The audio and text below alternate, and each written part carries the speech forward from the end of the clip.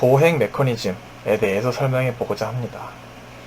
사실 현 시점에서 저희는 지난 시간 인버스 키네매틱스 강의를 통해서 어떤 로봇의 다리를 특정 위치로 옮기기 위해서 특정 포인트로 옮기기 위해서 나머지 다리의 관절들이 어느 정도의 각도로 움직여야 되는지를 배웠습니다. 그래서 이를 인버스 키네매틱스라고 불렀고, 이 인버스 키네매틱스는 어떤 인풋과 아웃풋으로 정의 내려보자면 어떠한 x, y, z 포지션이 인풋으로 주어졌을 때 각각의 조인트, 각각 다리 관절들이 어느 정도 각도로 움직여야 되는지, 이 앵글이 아웃풋으로 나오는 그런 과정이라고 볼 수 있었습니다. 그래서 기억이 안 나신다면 다시 한번 인버스 키네매틱스 강의를 보고 오셔도 좋을 것 같습니다.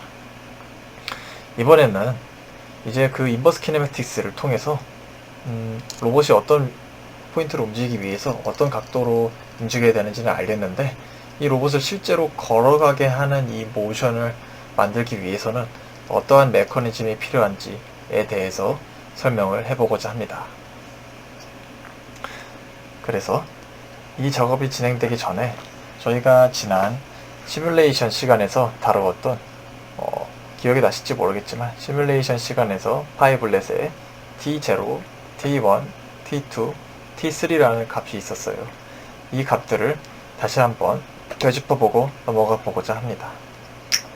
간단하게 말하자면 로봇이 걷는 동작이 취하게 됐을 때 T0만큼 기다렸다가 T1만큼 다리를 앞으로 내딛고 다시 T2만큼 다리를 땅바닥에서 고정시켰다가 T3만큼 뒤로 당겼던 다리를 다시 앞으로 가져오는 이런 작업들이 반복됐다고 볼 수 있었습니다.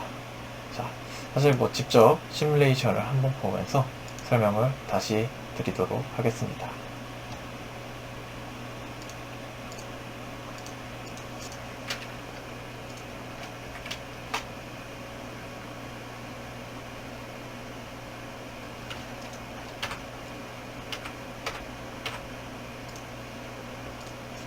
네, 다시 한번 시뮬레이션을 켰고 지난번 시뮬레이션 시간에 했던 것과 마찬가지로 이 스팟을 공중에 띄워서 좀 더 보기 편하게 띄워봤습니다.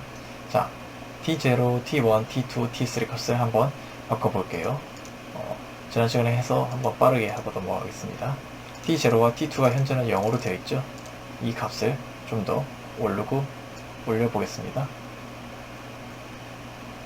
T0 값이 무엇이었냐? 다시 한번 생각해보면 얘를 좀 늘릴게요. T0 값은 다리를 앞으로 가져온 다음에 기다리는 시간이었죠. 그래서 지금 다리를 앞으로 가져온 다음에 오래 기다리죠. 이걸 줄이면 거의 딜레이 없이 다리를 가져온과 동시에 바로 당기게 되죠. 이번엔 T2를 늘려볼게요. T2를 늘리면 다리를 뒤로 당긴 다음에 기다리는 시간이 길어지게 되죠. 그래서 지금처럼 다리를 당긴 뒤에 기다리는 시간이 늘어난 것을 볼 수가 있습니다. 다시 이 값을 줄여서 이번에는 T1 값을 늘리고 줄여보겠습니다. 자, T1 값을 늘리면 T1은 로봇이 실질적으로 땅바닥에 힘을 가하는 부분, 바닥을 미는 부분이라고 했죠. 그래서 지금 바닥을 미는 시간이 늘어났습니다. 실제 로봇이라고 했을 때 바닥을 미는 시간이 늘어날수록 실제 힘이 가해지는 시간이 늘어나서 더욱더 앞으로 가기 수월한 동작이 진행될 것이라고도 살짝 이야기를 했었습니다. 자, 그러면 마지막인 T3. T3는 뒤로 당겨진 로봇의 다리가 다시 앞으로 가져오는 그 시간, 이 T3이고요. 지금 보시면 T3를 늘렸는데 다리가 약간 땅바닥에 닿는 시간이 짧고 많이 다리를 들고 있어서 되게 불안정해질 것 같다는 그런 느낌을 받게 됩니다. 네. 자, 그러면 오프셋을 다시 처음과 같이 바꿔보겠습니다. 지금 시뮬레이션 코드에서 이런 작업들이 수행되는 부분은 주로 여기에 들어있습니다. throttling.positions에서 이런 작업들이 수행되는데요. 이 throttling 이라는 값은 throttling gate라는 클래스로부터 선언된 인스턴스고요. 자, 여기 throttling gate는 kinematic motion에서 가져와진 클래스입니다. 자, 그러면은 이 만들어진 이 클래스인 throttling 에서 어떤 메커니즘이 throttling.positions가 뭐길래 이런 식으로 작동되는지 한번 살펴보면은 이 보행 메커니즘에 대해서 이해할 수 있겠죠. 그래서 throttling.positions로 들어가 보겠습니다. 자, 이 throttling.positions는 다시 한번 위로 올라가서 kinematic motion에 지정되어 있는 것을 알 수 있습니다. 그러면 여기서 kinematic motion 파일로 가볼게요.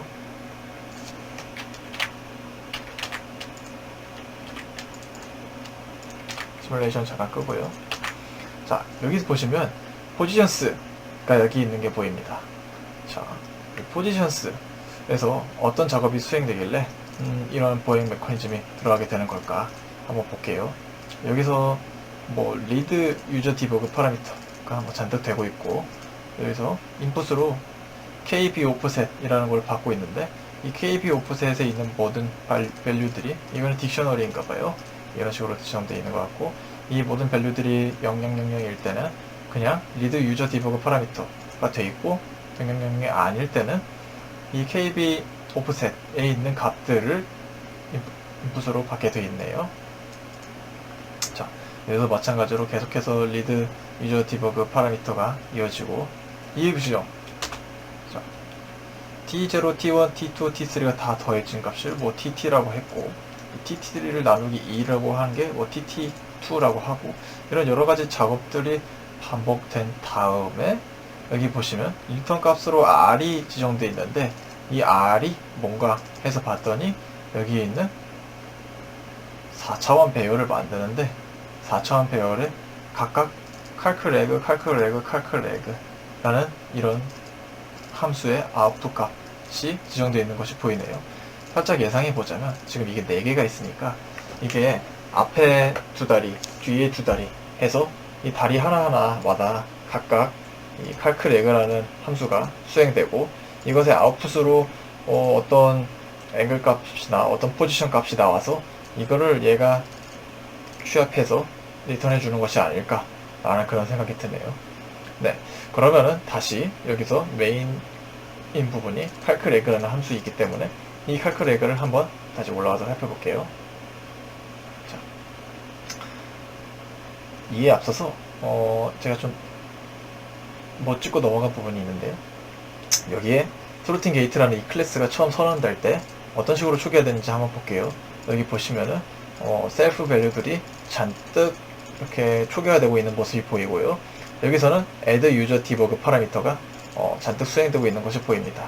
자, 기억하실지 모르겠지만 이 add user debug 파라미터로 어떤 값을 이렇게 넣어주고 최소값, 최대값, 현재값을 넣어주게 되면 여기 있는 시뮬레이션에서 이런 식으로 등록이 됐었죠. 그래서 지금 스퍼 프론트, 스퍼 리어, 스퍼 스텝 랭스 이것들 다 여기서 이제 지정되는 것이라고 볼 수 있을 것 같습니다. 자, 그럼 다음 이게 뭐 클래스 초기화 해주는 부분이었고요. calcreg를 다시 한번 볼게요. calcreg에서는 t 값과 x, y, z 값을 가져오네요. 살짝 예상해 보건데 calcreg는 어떤 특정한 시간 동안 x, y, z 값이 들어오게 되는 이런 인풋을 받게 된다는 걸 예상해 볼 수 있죠. 그리고 나서 첫 번째로 start lp와 end lp 라는 것이 지정되어 있는데, 이게 뭔지 살짝 보니까 여기서 비슷하게 생겼는데 부호가 하나씩 다르죠. 여긴 마이너스고 여긴 플러스예요. 여기도 마이너스고 여기는 플러스예요. 그리고 뒤에 나오는 값들이 스텝 랭스의 절반값, 스텝 위드의 절반값이 들어가 있는 것이 보이네요. 그러면은 사실 예상해 볼 수 있는 게 이 calcreg라는 함수는 start leg 포인트에서 end leg 포인트까지 다리를 옮기게 하는 이런 작업을 수행하는 함수구나 라고 예상해 볼 수 있을 것 같습니다. 자, 그래서 스텝 랭스만큼 움직일 때 바로 이렇게 스텝 랭스만큼 움직이는 것이 아니라 좀 간격을 두고 하고 싶어서 나누기 2가 되어 있는 것 같고요. 마찬가지로 스텝 위트에도 똑같이 적용되어 있는 것을 볼 수가 있습니다. 자, 그러면 스타트 레그 포인트에서 엔드 레그 포인트까지 그냥 바로 움직이게 하면 되지 않느냐 라고 생각할 수가 있어요. 근데 잘 생각해 보면은 우리가 어떤 로봇을 움직이고자 할 때 바로 뭐 지금 0에서 10으로 움직여라 라고 하면은 뚝뚝뚝뚝 끊어서 이동하게 될 것이고, 그럼으로 인해서 어떤 앞으로 가는 동작을 수행하고 싶어도 계속 뚝뚝뚝뚝 끊기니까 힘을 제대로 받지 못하고 뭐 제자리 걸음 한다든지 이런 결과가 나올 것을 예상해 볼 수 있죠. 그래서 이렇게 해주기 위해서는 어떤 스무딩 과정이 필요하다고 볼 수 있을 것 같아요. 예를 들어서 제가 1초 간격으로 뭐 0부터 10까지 로봇의 다리를 이동시키고 싶으면은 뭐 1초 동안 1씩, 그래서 1초 뒤에는 1회가 있고 1초 뒤에는 2회가 있고 1초 뒤에는 또 3회가 있고 하는 이런 플래닝, 이런 스무딩을 좀 해주는 작업이 필요하죠. 그래서 그 작업이 수행되는 게 이 뒷부분입니다. 자, 지금 T0, T1, T2, T3 값들이 드디어 나오고 있는데요. 저희가 이렇게 if, else문 if, elif, elif, elif 이런 식으로 지정되어 있는데, 잘 보시면 여기 첫 번째 if는 이 t 값이 t0보다 작을 때만큼이고, 두 번째 elif는 t 값이 t0 플러스 t1보다 작을 때 이렇게 되어 있고, 세 번째 elif는 t 값이 t0 플러스 t1 플러스 t2보다 작을 때만큼 이렇게 되어 있어요. 그래서 잘 보면 첫 번째 if는 t0 시간 동안, 두 번째 elif는 t0 다음 이제 t0부터 t1 동안, 다음 elif는 또 이 t0가 지나고 t1으로부터 t2 동안 이렇게 수행되는 어떤 일들이 이어진다고 볼 수 있죠. 그리고 우리가 앞서 살펴보았던 것처럼 t0 동안은 로봇이 그냥 땅에 그대로 유지하게 돼 있고, t1 동안은 다리가 앞으로 뭐 힘을 땅바닥을 차면서 올라오게 됩니다. 그 다음 t2 동안은 다시 로봇의 다리가 땅에 붙어있게 되고요. t3 동안은 뒤로 옮겨왔던 다리가 다시 앞으로 이동시켜주는 그런 작업이 수행되는 것을 볼 수 있었는데, 실질적으로 어떻게 구현되어 있는지 지금부터 한번 살펴보겠습니다. 자, t0 동안은 그대로 그냥 가만히 있었죠? 네, 여기 보시면 스타트 레그 포인트를 그냥 리턴하고 있네요. 그쵸? t0 동안 가만히 있고 연산이 수행되지 않으니까. 다음 t1 시간 동안에 어떤 작업이 수행될까요? 여기 보시면은 제가 아까 말했을 때 뭐 0부터 10까지 1초 동안 움직인다 라고 했을 때 어떤 1초 동안 움직인다 라는 그런 스텝을 지정해 줘야 됐죠. 그런 타임 스텝을 지정해 주는 부분이 바로 이 두 줄입니다. 자, 어떤 td라는 값은 지금 저희는 t0 동안 이미 이제 땅바닥에 붙어 있는 걸로 사용을 했으니까 현재 t에서 t0만큼 뺀 값을 가져오고, 자, 저희가 앞으로 t1 시간 동안 타임 스텝을 지정할 거니까 t1에서 td를 나눈 값, 그래서 역수를 tp라는 값으로 지정하고 이 tp가 타임 스텝이라고 생각하셔도 될 것 같습니다. 자, 그런 다음 저희가 스타트 포인트에서 엔드 레그 포인트로 다리를 움직여야 돼요. 그래서 이 둘 레그 포인트의 차이를 디프런트 같은데요. diff-lp로 지정해 줬습니다. 자, 그런 다음 현재 위치인 초기 위치인 스타트 레그 포인트에서 조금씩 레그 포인트를 움직여야 되는데, 그 값을 diff 레그 포인트와 타임 스텝인 tf 얘를 곱해준 것을 current 레그 포인트라고 가져간 것이 보입니다. 자, 그러면은 이런 식으로 여기까지 봤을 때 저희가 처음 위치에서 다음 위치까지 가고 싶은데 뭐 그 1초 간격으로 움직이고 싶다거나 아니면은 뭐 0.1초 간격으로 움직이고 싶다거나 라고 했을 때 그 시간만큼 잘게 쪼개서 그 시간에 로봇의 다리 끝이 위치해야 될 지점들을 지정해주고 그만큼 움직일 수 있도록 하면은 이렇게 스무스한 움직임을 만들 수 있겠죠. 그게 이런 식으로 구현되어 있습니다. 자, 그러고 나서 사실 앞에도 저희가 놓쳤던 부분이 있는데요. 놓쳤던 부분이라고 하면 여기에서는 스텝 랭스와 스텝 위스는 고려되어 있는데, 저희가 전에 로봇을 상하 좌우로 움직이고 또 시계 방향, 반시계 방향으로 회전시키는 그런 움직임도 준 적이 있습니다. 그렇게 움직이는 값이 알파라는 값을 통해서 이제 움직이게 했는데요. 이 알파는 어디에서 적용되는 거지? 라고 의문을 가지실 수 있습니다. 그 알파가 적용되는 부분이 바로 여기입니다. 자, 이 알파 값만큼 알파 값에 곱하기 타임 스텝만큼 해서 어떤 싸이라는 값을 만들고 여기서 어떤 로테이션 매트릭스를 만들어서 프로덕트를 해주는 모습이 보입니다. 자, 이 부분은 사실 전에 있는 인버스 키네매틱스랑 연관이 있는 부분인데요. 그래서 현재 시점에서는 여기 스텝 알파가 들어가는 부분은 여기구나 라고 이 정도의 이해를 가지고 넘어가겠습니다. 네, 그래서 커런트 레그 포인트를 리턴해주고 다음 스텝인 T2 스텝 동안에는 다시 로봇이 그냥 땅바닥에서 가만히 있게 되죠. 그래서 여기 보시면 그대로 엔드 레그 포인트를 리턴하는 것이 보입니다. 그렇겠죠. 스타트 레그 포인트는 이미 지났고 엔드 레그 포인트까지 왔으니까요. 자, 그리고 마지막 과정인 T3 시간 동안에는 어떤 작업이 진행되느냐 기억해보면은 뒤로 끌어왔던 다리를 다시 앞으로 가져오는 작업이 수행됐다는 것을 기억할 수 있죠. 그래서 이 작업이 어떻게 수행되느냐 여기서 한번 볼게요. 이 작업은 마찬가지로 이제 또 타임 스텝을 만드는 작업이고요. 자, 마찬가지로 뭐 스타트 레그 포인트에서 엔드 레그 포인트만큼 빼서 디프런트 레그 포인트를 가져온 다음에 여기서는 첫 번째 T1에서는 스타트 레그 포인트의 이 차이 곱하기 이 스텝을 값을 더해줬는데 이 T3에서는 엔드 레그 포인트에다가 이 디프런트 곱하기 타임 스텝 만큼을 더해주게 됩니다. 그도 그럴 것이 앞에서 여기서 엔드 레그 포인트를 리턴해 준 것과 마찬가지로 지금 우리가 이 시점에서 로봇의 다리는 엔드 레그 포인트에 있기 때문이죠. 네. 그런 다음에 로봇의 다리를 앞으로 가져올 건데 그냥 그대로 일직선으로 가져와 버리면 기껏해서 로봇의 다리를 뒤로 가져왔는데 다시 앞으로 당기면서 제자리 걸음을 하게 되는 그런 상황이 발생할 수 있겠죠. 그래서 로봇의 다리를 다시 앞으로 당길 때는 이런 식으로 바닥과 좀 간격을 두고 다리를 앞으로 가져와야 할 것입니다. 우리 사람이 걷는 거를 생각하면 쉽게 이해할 수 있죠.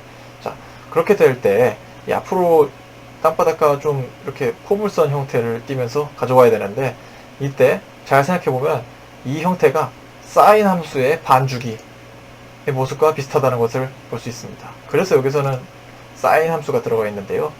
그래서 사인 함수는 앞서 말했던 것처럼 사인 함수의 반주기 동안에는 이런 식으로 포물선, 뭐 정확히 포물선은 아니지만 이런 둥근 모양의 경로를 그리게 되고 이 경로를 따라서 로봇의 다리 끝점이 다시 엔드 레그 포인트에서 이 스타트 레그 포인트 혹은 뭐 어떤 지점까지 이렇게 가지고 오게 되는 그런 다시 앞으로 레그 포인트를 가져오게 되는 작업이 이런 식으로 수행이 됩니다.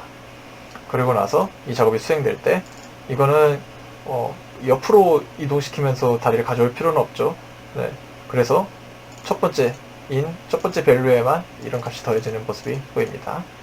자, 지금까지 이 current calculate leg라는 이 함수를 살펴보았는데요. 제가 여기 뭐 stay drag, stay lift 이런 식으로 넣은 게 어떤 좀 디버깅을 하기 위해서 넣어 두었는데요.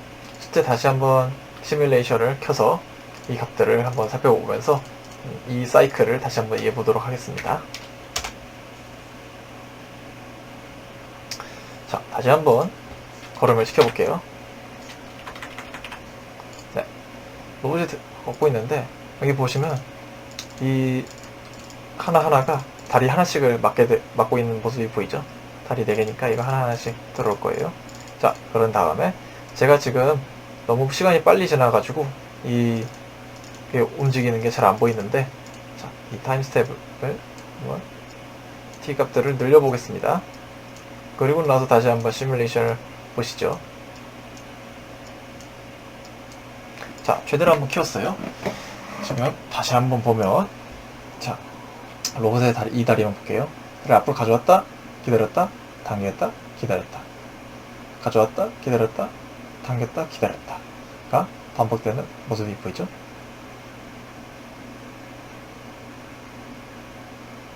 자, 그러면 제가 띄워놓은 이 화면을 보면서 다시 한번 이해해보면, 자, stay, 드래그, stay, 리프트, stay, 드래그, stay, 리프트가 계속해서 반복되는 모습이 보입니다. 자, 제가 이렇게 이게 나오는 이유는 제가 여기에 이런 프린트들을 심어 놓았기 때문이죠.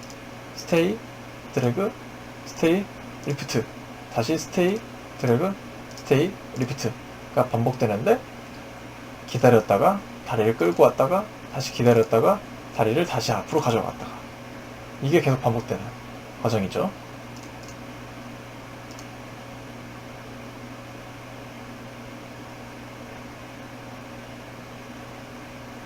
이 T0, T1, T2, T3 값을 계속해서 뭐 이동시켜 보시기도 하고 하면서 연습해 보셔도 좋을 것 같아요.